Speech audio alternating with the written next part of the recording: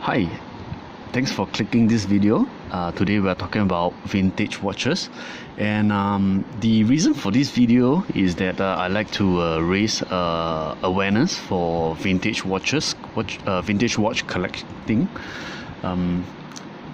I would say that most people who play watches would usually not go into vintage watches unless they are being introduced by their friends specifically, or being educated by their elders about these vintage watches, or unless they are they have their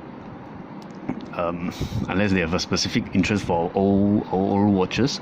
If not, I see most of the watch collectors usually rarely would go and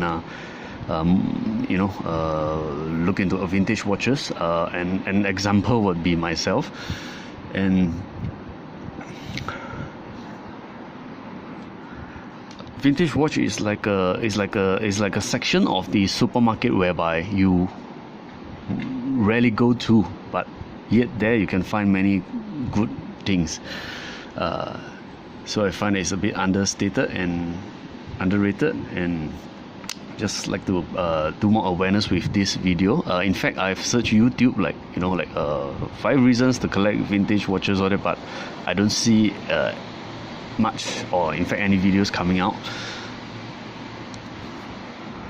Okay, please, before I go on, I'd like to say that if you like our video, please subscribe to us. By subscribing to us, you'll be the first one to know whenever we have new videos, and the subscription will actually help us. It's like a encouragement to us that you like our video. So if you like our video, please subscribe to us. And so please bear with me for the next probably about 5 minutes or so as I go through my thoughts on all these things and my experience. Okay, before I go on to the 5 reasons of to own a vintage watch, just to share how I came about collecting or playing and appreciating vintage watch.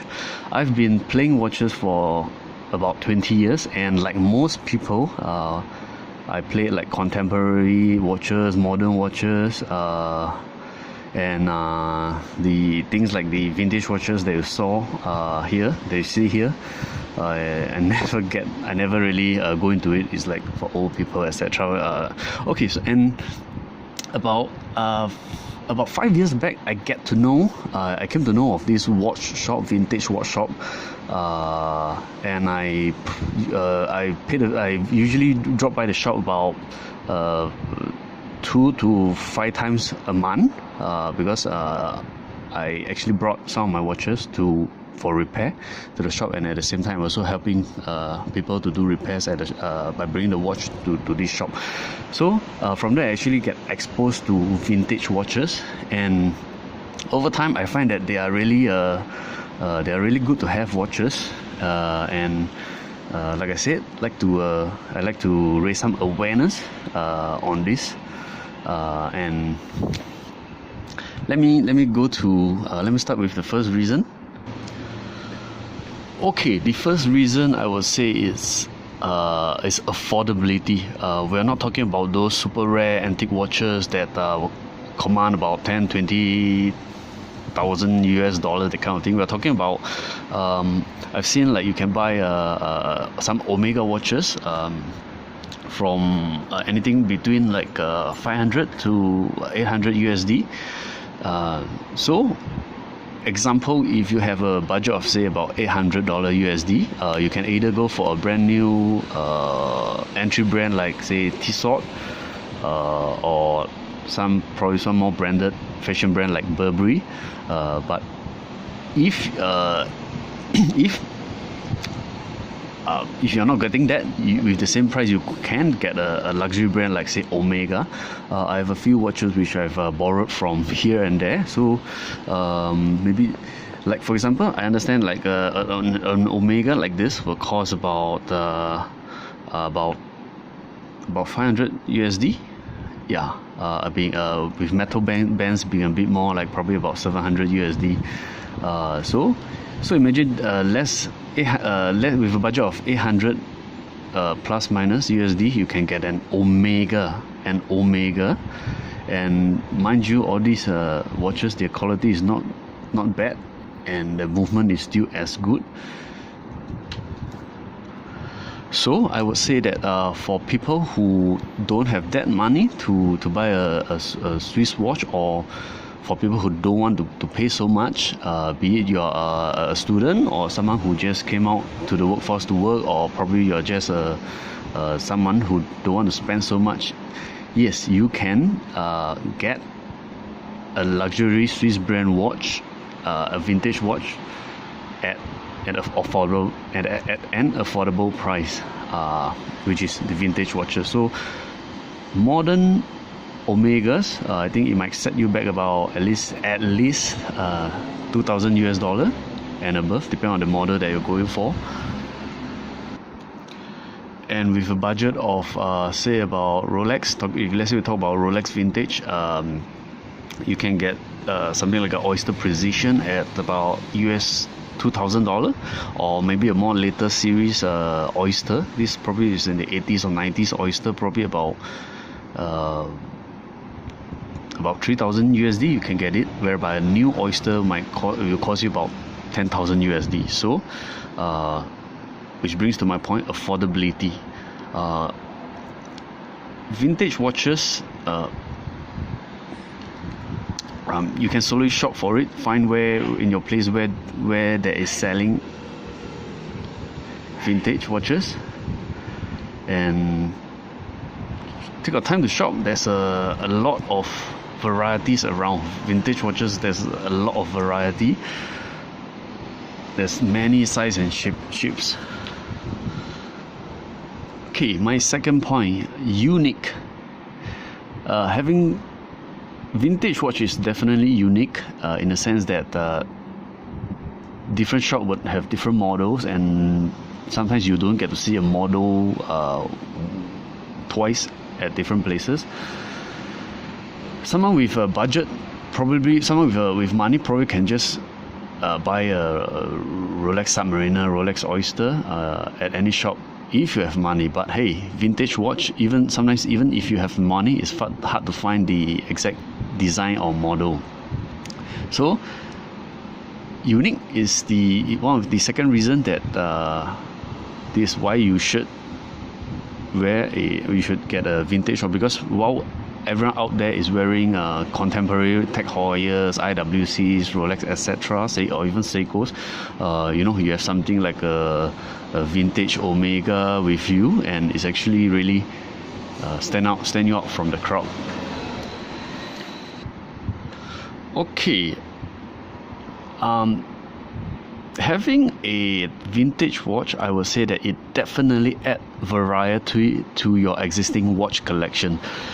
I would say most watch collector, they would have one daily beater and probably one dress watch, one with a leather, one black face, one silver face, depending on how you like your collection to be.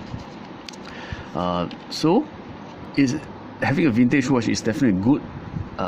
It's good to add on to a variety. Example, like when on dress down Fridays, you can wear something like a leather strap Omega to give you the casual mood.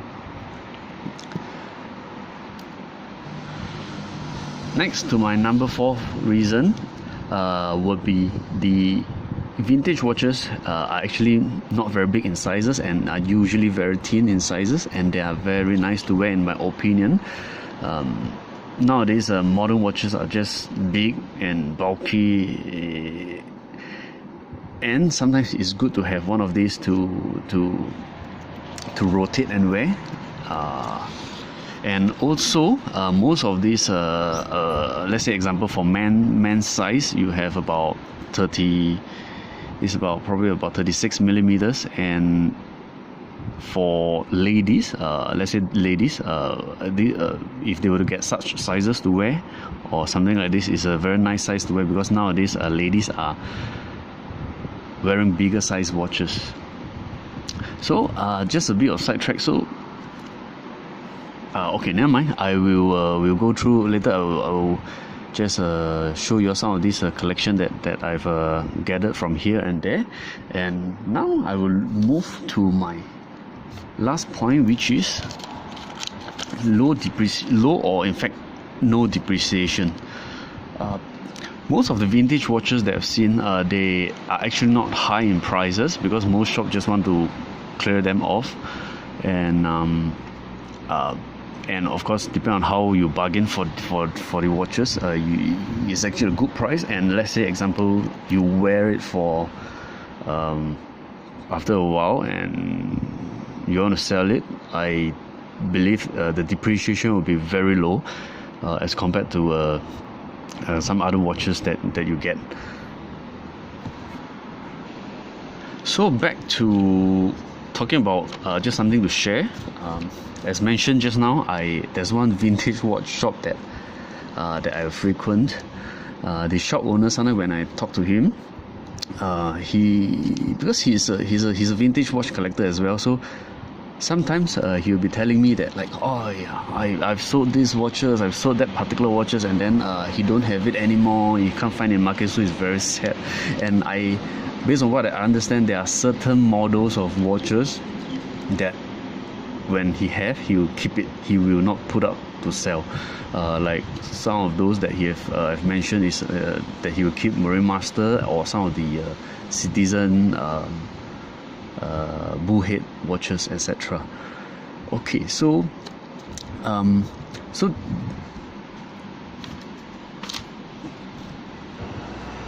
just to touch on my earlier point of uniqueness is that you see, what I'm trying to say is that there's a lot of design cues in the old watches that you don't really get to see it anymore. For example, you have this I have this Seiko. I think time period is about 1970s. It is a very nice design. This is a lady's watch, and when you wear it, it have a kind of bracelet feel to it. And tell me, when is the last time that you actually see a watch with such a long bracelet? No, I think no. So you see, there's a lot of design cues which are lost and very unique to that time period.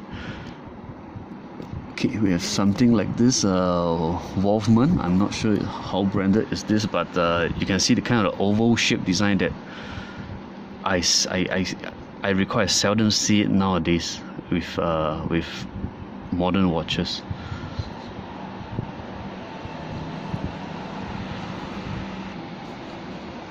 This is a Seiko watch, and similarly, same thing. You have a triangle shape, rounded triangle, and I don't really see it anymore now in a lot of brands nowadays.